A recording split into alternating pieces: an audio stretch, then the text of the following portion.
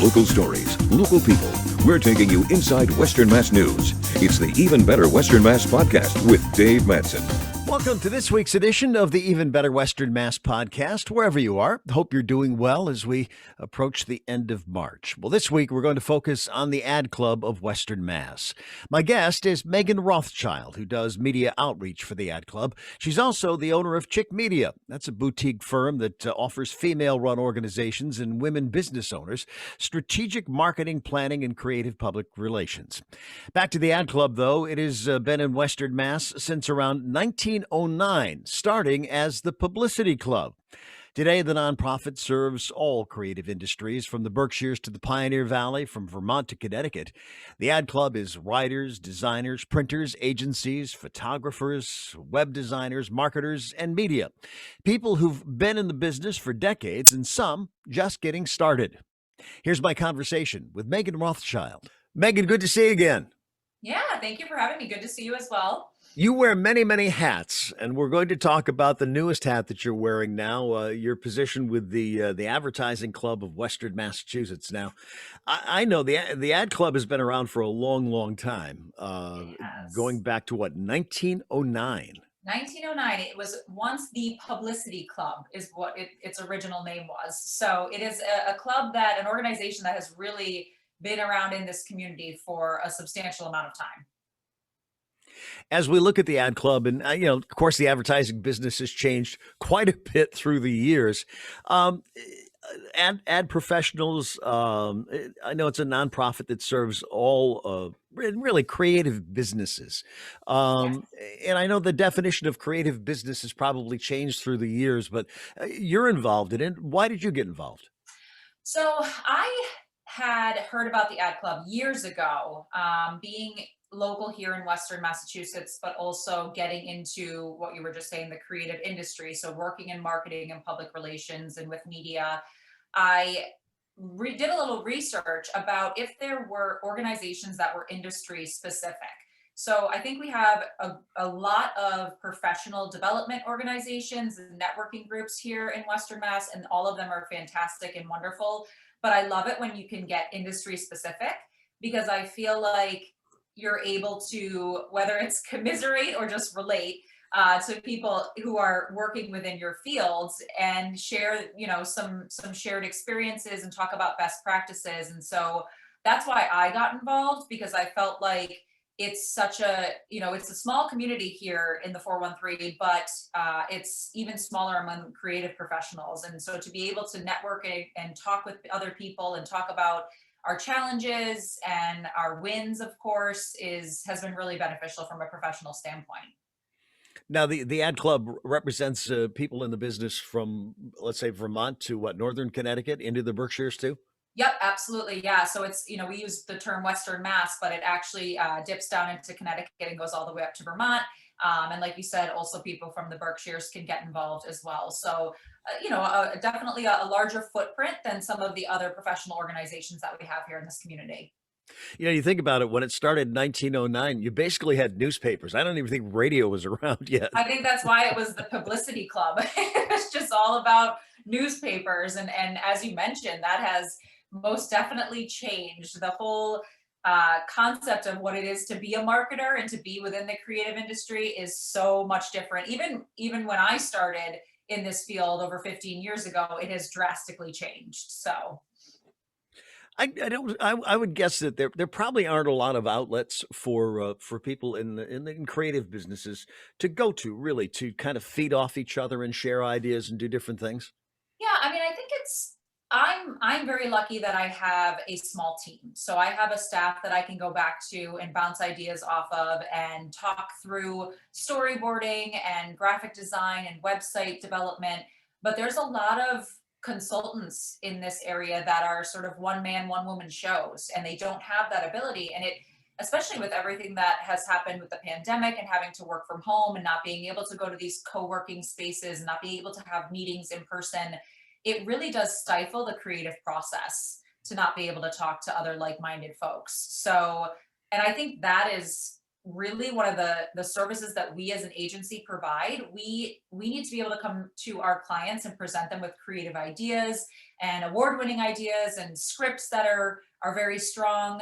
And it's hard to do that alone. So I definitely have enjoyed being able to chat with people, even outside of my own agency, people that I talk with every day, just, give someone a call and talk about something, because it allows you to kind of step outside of your footprint that you're in daily. I would think too that many businesses, they think, well, if I'm going to do advertising for whether it's a newspaper or TV or the web or for radio, that, well, I've got to go to Boston or Hartford or New York. I mean, through the years, I've come to the realization that there are just so many talented and creative people right here in the valley. You don't have to go out of the area. You don't, and it's great that you bring that up, because I think that is a huge misconception. And honestly, we as an agency have clients all over the country. So we have clients out in Boston, we have clients here in Western Mass, Cape Cod, Rhode Island, Miami, California, New York City. So we're representing organizations and businesses all over the country. And personally, I mean, not to throw shade at Boston, but if you go to Boston, you're going to get a different price point, number one, and you're going to get a different vibe. So you're going to get an agency that maybe has 100 people in it. And maybe your account representative is changing on a regular basis because they're shifting people around or there's turnover. And I was talking to a brand new client the other day, and she had worked in New York City, and she was saying a lot of things. And I finally stopped her and I said, just to be clear, we're not a New York City firm. We're a boutique firm. You're talking to the president of the company right now, and you're always going to be able to talk to the president of the company. So this isn't some huge conglomerate that has hundreds of employees, and you're not going to be able to hold us accountable or reach out to someone that you've worked with since day one. And I think that is what you get in Western Mass, is you get more boutique firms providing the same exceptional service and the same exceptional creative, but you get a more down to earth, affordable vibe, in my opinion.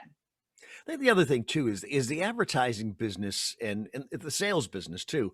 It's a very personal business, and you're not necessarily buying because the ratings are better here or there. It's because you trust who you're dealing with. And I think Yes. an important thing is, as you mentioned, is that when you pick up the phone and they call you, they're getting you. Right. Yeah. And it's all about networking and, like you said, building this relationship of trust and also being reputable. And I think that is another thing that's another reason why I decided to join, because I think having Ad Club on my resume, having it on our website, being able to cross promote the events that they do and the initiatives and them as a resource on our own channels really validates that we are professionals who take what we do very seriously, and we are networking and collaborating with other like-minded individuals. And that's really key. And I think people see that, and that's how we build that trust, is because we have this validation of we belong to this professional organization that really works to highlight individuals in the creative industry. Being from the area all of my life and being aware of the Ad Club of Western Mass, and I don't think a lot of people realize just how prestigious this organization is, given the fact that it's been around for a long time, but what it does for the community, as far as recognizing people. Yeah, and that's actually, I think, I mean, it really dates back to 10, maybe even 15 years ago when I first heard about the Ad Club, and I heard about them through the Creative Awards. So the Creative Awards, which we are currently accepting applications for right now, really work to recognize exceptional advertising design, creative work, contributions from the creative community made to this region.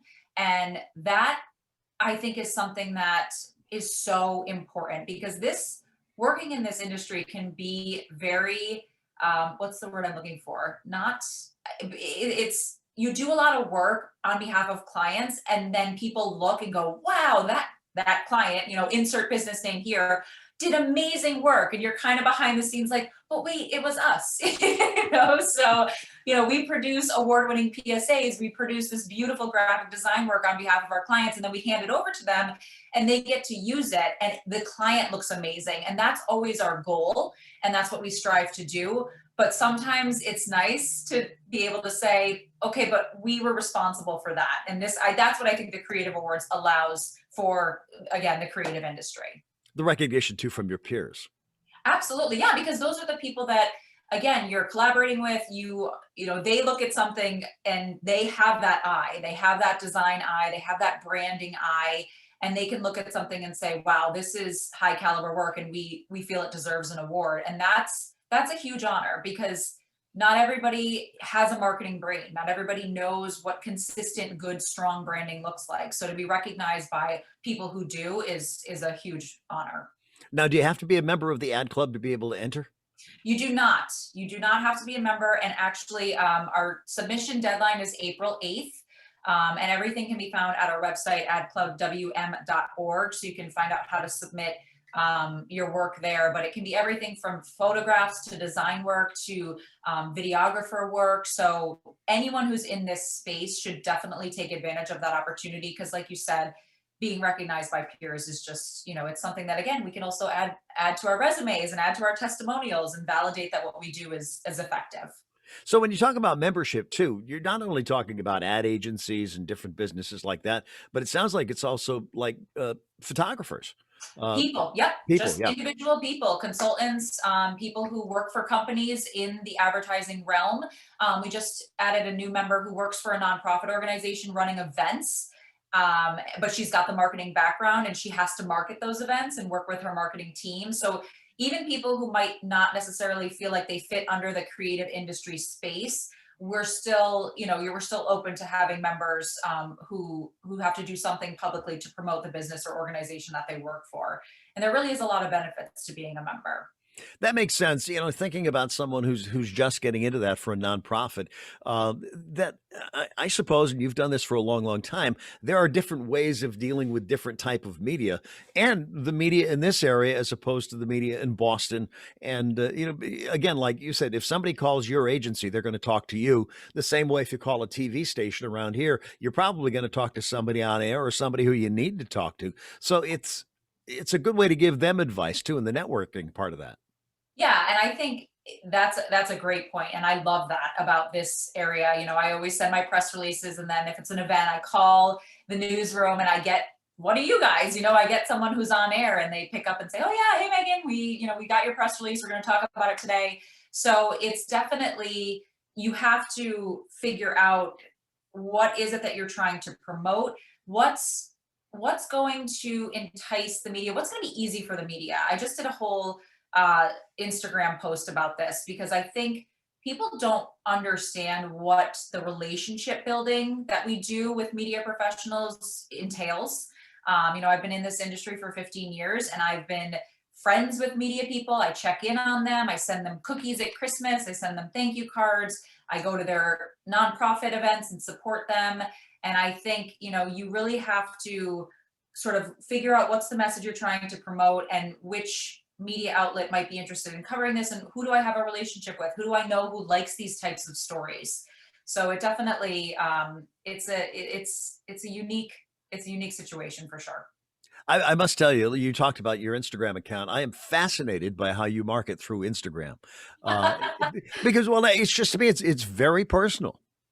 It is, and that's a big part of, I think, how the industry is changing and why it's so important to be a part of these groups, because social is blowing my mind right now, and for better and for worse. I wake up some days and I'm super jazzed about what I do, and then other days I wake up and go, oh great, they've implemented a new policy or a new thing on social media that I have to learn. I was saying to my husband last night, I was trying to search for something and I was like, oh, I don't know how to do this. And he's like, well, that's not good. You don't know how to do something on Instagram? And I'm like, do you understand how quickly this changes? But we're definitely seeing, back to your point, this major push for authenticity, for vulnerability on social media, exposing the real true self, because I think for years we've been very focused on this very buttoned up look and only showing people the positive side of our lives and what we do. And now people are really demanding, no, I want to hear about your struggles. I want to support you. I want to see the authentic side of you. So everything we do on social media and I do personally really kind of folds in what's happening in my personal life and my professional life at the same time. Now, one of your clients, and we interviewed them a couple of weeks ago, Nabru's. Mhm. And one of the things we are talking about there, it's like the way things are in this day and age, if you're going to market yourself, you don't necessarily need money to do it. You can use social media to do it, to get yourself off the ground, and then look at these other ways to market yourself. Yeah, I mean, I think that's one of the biggest needs, necessities right now is social media. I mean, I wouldn't even say I think, I know. And that can be a real struggle when we're talking to clients who are social media opposed or have not kept up, which not everyone needs to keep up. You can hire somebody to keep up for you. It's what we do. But also people who have this negative association with social media, which is completely legitimate. I mean, I think we've watched this industry change so much, especially not only in the last decade, but even in the last year with everything that happened with the pandemic. Social media has drastically changed. If you looked at it February, March of last year, it's very different than it is this right now. So it's an ever evolving thing that people have to keep up on, or you have to hire someone to keep up on it because I think if you decided you were going to have a website and one other form of marketing, I personally think social media would be the best, depending, of course, on what you're trying to sell. If you're selling, senior living, no, you don't need to have an Instagram. You probably need to be on radio and TV and print. But if you're marketing to a certain demographic, social media is really key. I would think too that now that you're a member of the ad club, that I'm sure there are many, many traditionalists in the ad club who are, it's always been print, it's always been newspaper, it's always been radio. For you to come in there now and be able to help them with the social media aspect of it. Absolutely. And honestly, I'll even say I like traditional media too, depending on who we're trying to target. So I'll give you a great example. We work with an audiologist, so a hearing doctor, and they hired a new doctor, a new audiologist to join the practice. And we worked with them on a series of print advertisements. And they emailed us yesterday and said, hey, our print ad ran and we got 4 new clients from it. So that works because they're targeting a population that still consumes their media by reading the newspaper. And so I love traditional media. I like folding and blending it all in and really diving into who is it you're trying to communicate to specifically. I think people get really nervous about niche marketing and kind of targeting, well, we serve everybody. But who's actually using your product or service? Is it women? Is it women between the ages of 30 and 40? Is it men over 60? Like, you have to figure that out because there's a place for all media. It just depends on what your product is and which audience it's going to resonate with. Sure. That's also one of the benefits of going with, someone like you who, the market, number one, but you're not throwing darts at things. You know what's going to work and what's not going to work. Absolutely. And that's I think where we see people kind of get challenged where they're like, oh, well, I can handle my own marketing because I'll just do social. And when you say social, you're talking about a half a dozen strong platforms and people don't even know which platform they need to be on. Should I be on LinkedIn? Should I be on Twitter? Do I need to be on Instagram? So I think having that knowledge and being able to apply it and really dig deep. And I always say to people, us personally, when we come in, we're very disruptive. If someone doesn't have a marketing person that they've had for years, we are disruptive, and we're going to walk in and say, this isn't working. We need to change this. We need to change that. And I think that some people love that and embrace it and say, yep, we know we've needed something. We just haven't known what. And other people are like, well, wait a minute. I really like my website. I like pink and purple, even though I'm trying to target men, we have to work with people on, is their brand strong and resonating with their audience first? And then we can talk about actually externally marketing you to the population. Also coming to the realization, and through the years, I've spoken with people about this, is that, in tough times when, when money is tight and everything else, more often than not, the first thing to go out the window is your marketing money. 100%. Yeah. And I I get it, because in order to operate a business, you have to pay your people, you have to keep the lights on, you have to buy the products, the materials you need to make the product or service or food or whatever it is you're selling. So it does seem like a frivolous expense. It does seem like something that you can cut right off the bat, but it's probably one of the biggest mistakes to cut your marketing, because it is no longer if you build it, they will come. Right. So I think, 20, maybe 20, 30 years ago, and I don't know because I wasn't a professional at that time, if you built a new business, people heard about it, it was word of mouth, it was great, and everybody went to it. That there's so much noise now, there's so much out there digitally, there's a lot for all of us to take in. And if you don't understand a marketing strategy, or you don't have an applied marketing strategy, and you decide to cut your budget or your marketing dollars when something goes awry, I think it's one of the biggest mistakes that companies make. Now, I'm just thinking that for the last 10 minutes or so, we've talked about things that probably would be talked about in an ad club meeting. Oh, for sure. For sure. We even we have little sidebars. I was on with the president a couple weeks ago, and we were sort of, bantering back and forth. And I was like, "Are you finding this to be a challenge?" And she's like, "Oh my goodness, absolutely." So we definitely are always talking about how the industry is changing, how it's evolving. And that really, you have to be a lifelong learner in this industry. And I think that's what's great about being part of the ad club. I can't slack. I need to show up to the monthly meeting and know what I'm talking about. Sure. And the other part of it now, over the last year, and it's hard to believe, it's been a year since all of everything shut down, is the impact of COVID-19 on advertising, on businesses, on agencies. It's hitting everybody. It is, and it really has changed how are consuming our media. And we have captive audiences now, right? So like, I don't know this for a fact, but I imagine news is like, the ratings are through the roof right now, right? Because everybody's been tuned into the news about what's happening. Website visits on news stations are going to be up. Social is up huge, and video, particularly on social media, because people want to be entertained. And so and this is all, I think, really indicative of how the pandemic impacted all of us, because we've just become so much more digitally savvy. Like, even my parents booked their vaccine online, like they did their second one online. The first one they were able to do via phone, but like, even my senior parents are getting more comfortable navigating Zoom. They do Zoom meetings now, and they have Zoom book clubs. And so, like, that part of it is great because we're all learning and adapting. We, of course, miss the human interaction, but you're just seeing so much more happen online. You're seeing so many people more tuned into the news and what's happening in the world, because everybody wants updates about, when are things going to return to normal, which who knows if our version of normal will ever really truly come back. There's a part of me that believes that it's never going to be back to the ordinal. And in many ways, that's probably not so bad. Well, just think about like how germophobic you are now. Like, my husband and I were talking the other night. He was watching one of the Ocean's 11 movies or whatever, and Brad Pitt character, he's always eating. He's always got food. And my husband was like, "Oh, I just kept thinking, did you wash your hands?"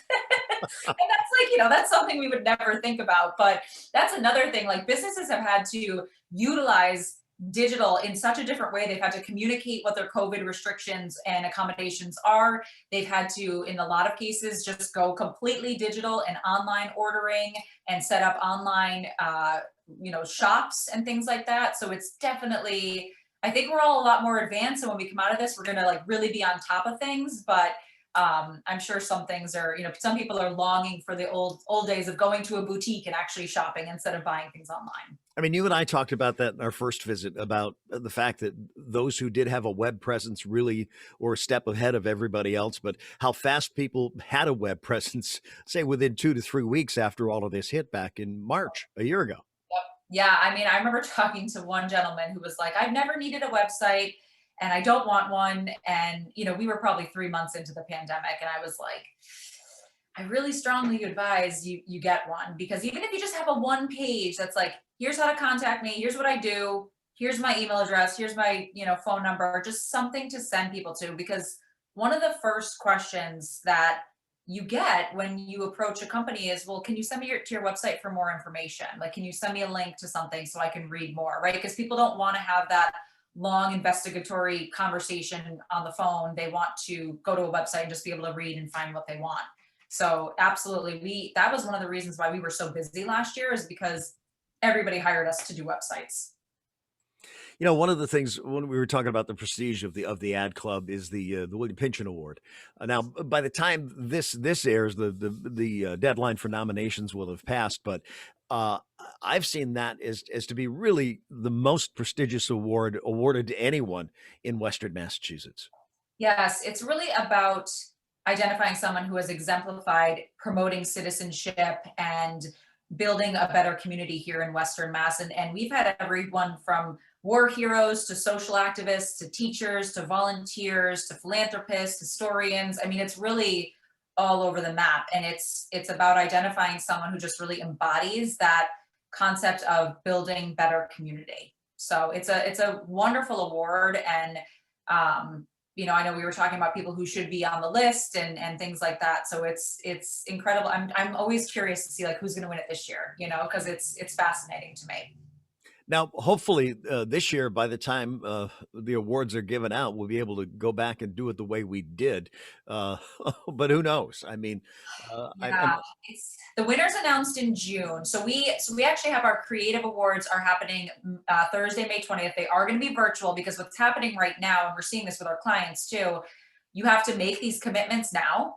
And in order to host events in May, June, things like that, and you have to figure out because you have to work with venues. Like if you want a venue to do this for you, they need ample notice to be able to hold an event. So I think a lot of people are still cautioning being, playing on the side of caution and doing events virtually. So our creative awards will be on May 20th. They'll be virtual. And we'll be announcing the winner of the Pynchon Award in June. I don't know what that looks like yet, though. I think we're still sort of all figuring out how things are going to unfold. But I'm hoping by fall we can be back in person because I miss seeing everybody. I miss being in person with people. it's been in many ways, it's been hell in many ways, but in other ways, I think it has kind of grounded all of us and made us realize that we can do fairly well with a lot less if we And have I to. Yeah, and I think a lot of people, like there's definitely, I will tell you, the first couple weeks I was like, this is great because I have always been someone who's out at networking events every night.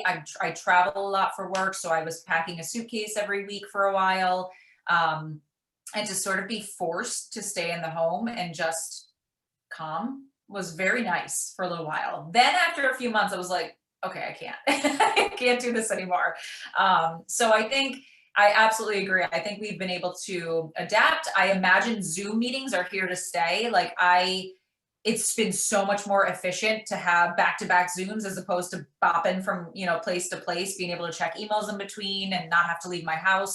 But I think we're just going to see, we're going to see a hybrid once this all calms down. I really do. And I think, if what they're saying is true and this picks back up in the fall and we have new strains that we always have to get vaccinated for, it's going to be like flu season, COVID season. People aren't going to want to go out around that time. They're going to be more cautious. We're going to see more digital heavy. So it's going to be an interesting world.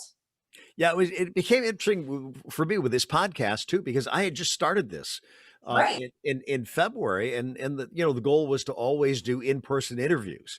Yeah. 'Cause I mean, it is. I mean, Zoom is nice, but it is a lot nicer to be in person to do an interview. But I panicked at first. It's like, my God, what am I going to do? Yeah. And then realized, well, I don't have to leave my basement anymore.